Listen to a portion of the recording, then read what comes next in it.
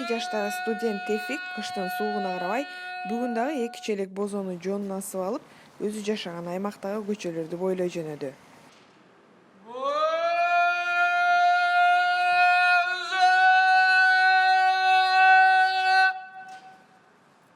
Кыргыз эли эзелтеден бери ден соолукка пайдалуу деп ичип келген бозону түрктөр боза деп аташат. Аны түрктөр да кылымдар бою жасап, жакшы көрүп ичишет. Тефиктин апасы бозо жасоонун ыкмаларын өтө чебер өздөштүрүп, ыкмасын бузбай жасаган адамдардын бири. Bizim kendi sobalarımız var, kazanlı. Биздин атайын чоң казандарыбыз бар. Апам күнүнө бозону ошкол казандарда бышырып алат. Биздин бозолор жүгөрүнүн унунан салынат. Кайнагандан кийин бир аз сүт аралаштырып ачытат. Ачыган соң бал, шекер кошот. Даяр болгон соң мен идиштериме куюп алып сата берем. Biraz mayalandıktan sonra muz ve bal katıyor. Түрктөр жасаган бозо кыргыздар жасаган кычкыл бозодон айырмалуу. Тефик айткандай, бал, шекер кошулгандыктан таттуу келет. Аны суусап ичкендердин саны кыш күндөрү арбыйт. Анткени бозонун адамды суукка байымдуу болуусуна шарт түзөт.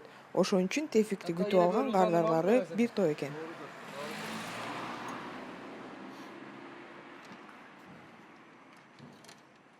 Birlikte abi değil mi yine?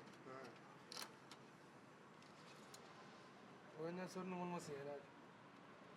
Тефиктин бозосунун сапаты текшерилип, аны тастыктаган документти шаардык мэрия берет. Бирок жыл өткөн сайын айрым кардарлар бөтөлкөгө куюлуп, дүкөндөрдө сатылган бозолорду ичүүгө өтүп жатышат. Мындай көрүнүш Тефик менен апасы үчүн кооптуу. Biraz marketlerde olduğundan dolayı bize biraz zarar oluyor. Дүкөндөрдө бозо сатыла баштагандан бери биздин соода азайды. Кээ бир адамдар бөтөлкөдөгү жабык бозону таза деп эсептешет. Бирок биздин колдо жасалган бозону күтүп ичкен кардарлар да арбын. Биз алар үчүн жасап сатсак деле жетет деп ишенебиз. Müşterilerimiz sabit olduğundan dolayı. Стамбул сыяктуу тарыхы бай чоң шаарларда илгертеден жасалган салттуу ичимдиктерди жактырып ичкендер деле арбын. Келечекте тарых мугалими боло турган каарманым Тефик бозону кандай адамдар эңсеп ичерин жана алардын бозо суусундугунун жаралышы тарыхы менен жасоо ыкмасы тууралуу билер-билбесин сурап, өз алдынча иликтөө жүргүзгөндү да жактырат. Демек Тефиктин бозо бизнеси өзүнүн жеке кесибине да жакшы тажрыйба берген өнөргө айланганы кызык экен.